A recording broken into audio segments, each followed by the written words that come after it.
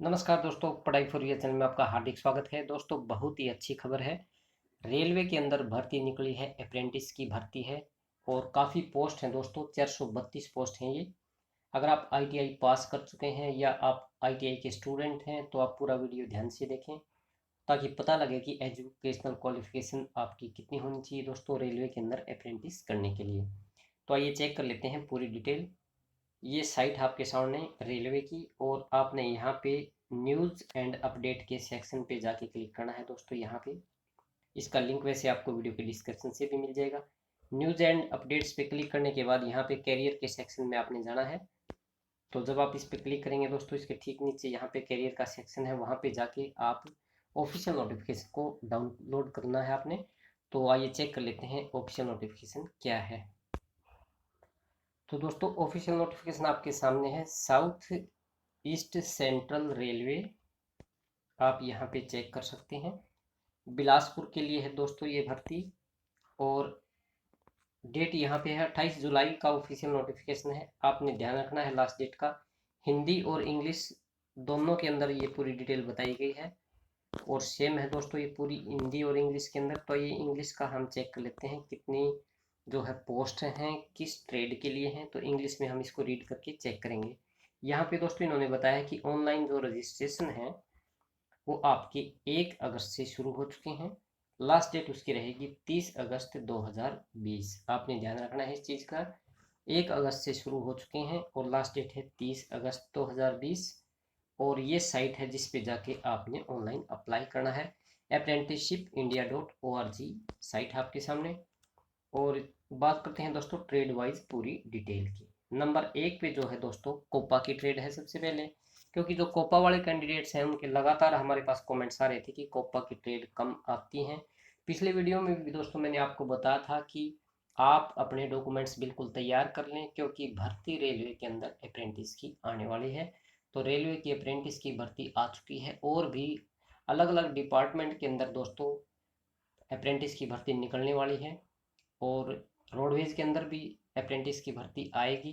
इसी तरह से और डिपार्टमेंट है, और रेलवे के अंदर भी दोस्तों अप्रेंटिस की भर्ती और आएगी।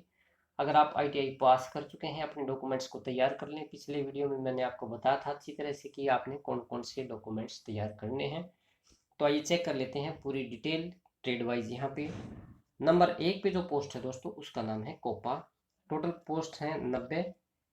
कैटेगरी वाइज हम चेक करेंगे। जनरल की 37 है, EWS 9, OBC 24, SC 13, ST 7, ex serviceman 9 और पीडब्ल्यूडी की हैं 3 पोस्ट। तो टोटल पोस्ट बनती है दोस्तों 90 कोपा के लिए।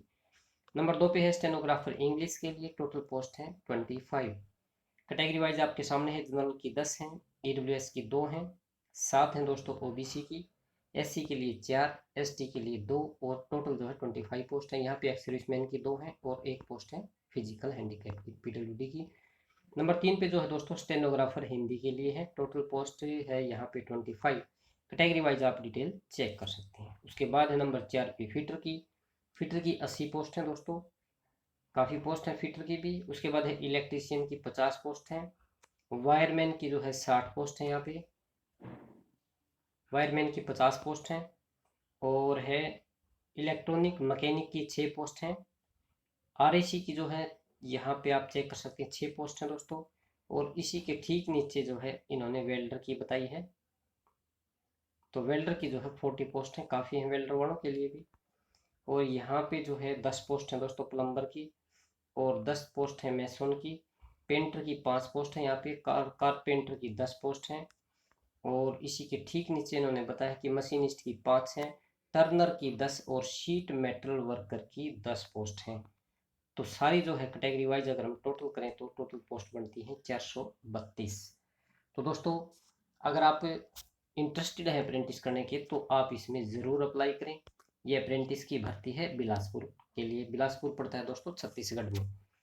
अब बात करते हैं एजुकेशनल क्वालिफिकेशन की। बिल्कुल क्लियर मेंशन है कि कैंडिडेट मैट्रिक क्लास पास होना चाहिए और साथ में उसने आईटीआई का कोर्स किया हुआ होना चाहिए दोस्तों। किस ट्रेड में, जो जिस ट्रेड के लिए आप अप्लाई करना चाहते हैं उसके लिए। यहाँ पे मैं आपको क्लियर कर देता हूँ कि एससीवीटी और एनसीवीटी का कोई चक्कर नहीं है दोस्तों। आपने SCVT से किया है तो भी आप अप्लाई कर सकते हैं, आपने NCVT से किया है तो भी आप इसमें अप्लाई कर सकते हैं। बात करते हैं एज लिमिट की। मिनिमम एज आपकी 15 साल होनी चाहिए और मैक्सिमम एज जो है आपकी 24 साल होनी चाहिए। ध्यान रखना है आपने इस चीज़ का भी। और SC ST के लिए जो है 5 साल की छूट है, OBC के लिए 3 साल की, एक्स सर्विसमैन के लिए 10 साल और फिजिकल हैंडीकैप के लिए भी जो है PWD के लिए भी जो है 10 साल की छूट है।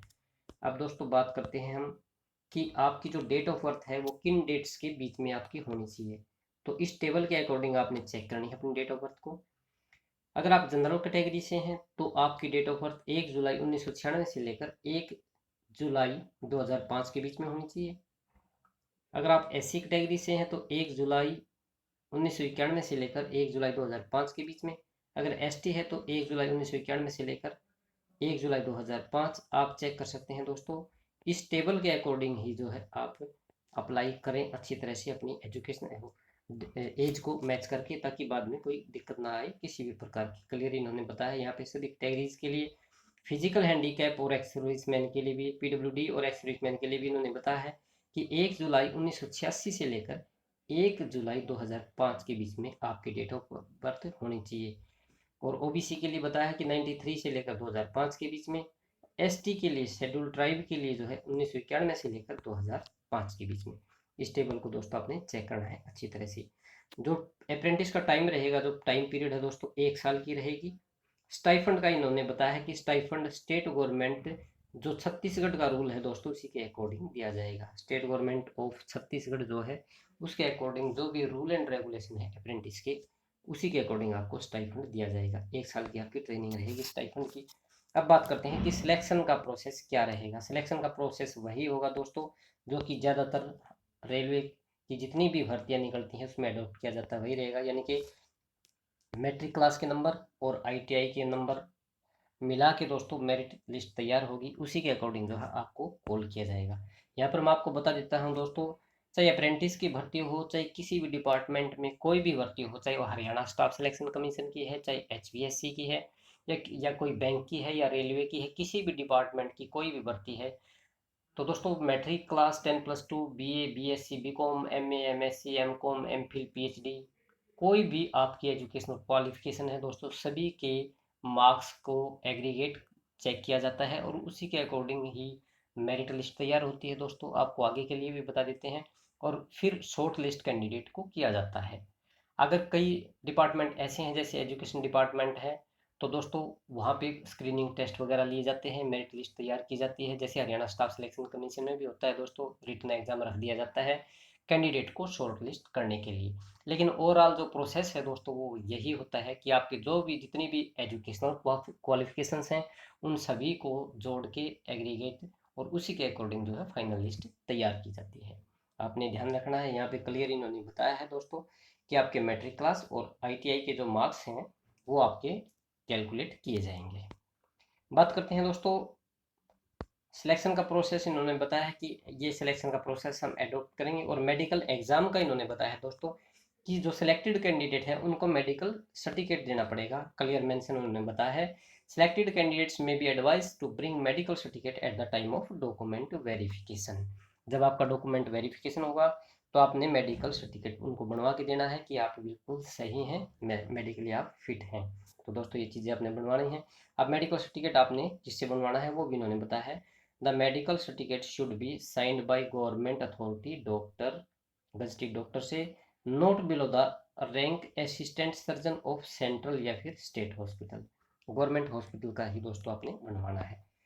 और उसके बाद इन्होंने बताया है एक्स सर्विसमैन के लिए कि एक्स सर्विसमैन को क्या क्या बेनिफिट दिए जाएंगे और उनके एजुकेशनल क्वालिफिकेशन के बारे में आपको बताया जा चुका है दोस्तों। एज की उनको कैसे रिलैक्सेशन दी जाएगी वो भी इन्होंने बताया है।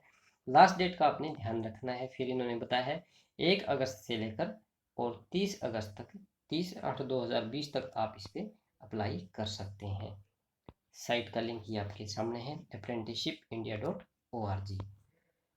और दोस्तों ये main important helping contact number भी इन्होंने बताया है। अगर आपकी कोई भी क्वेरी है तो आप ऑफिस आवर्स में यहाँ पे कॉल कर सकते हैं 07752 243 635। इस नंबर पे आप कॉल कर सकते हैं अगर आपकी कोई भी क्वेरी है तो दोस्तों ये है लेटेस्ट अपडेट अप्रेंटिस की भर्ती के लिए। मैं उम्मीद करूंगा दोस्तों ये वीडियो आपको ज़रूर पसंद आई होगी। अगर वीडियो पसंद है तो आप इसको प्लीज़ लाइक करें, अपने दोस्तों को आप शेयर करें ताकि उन्हें भी पता लग सके कि रेलवे के अंदर अप्रेंटिस की जब भर्ती निकलती है तो एजुकेशनल क्वालिफिकेशंस वगैरह कैंडिडेट की क्या मांगते हैं। और इसी तरह से घर बैठे सभी लेटेस्ट गवर्नमेंट जॉब्स के बारे में या लेटेस्ट अप्रेंटिस के बारे में अगर आप जॉब्स के बारे में जानना चाहते हैं तो आप पढ़ाई फॉर ईयर चैनल को जरूर सब्सक्राइब करें। वीडियो देखने के लिए धन्यवाद।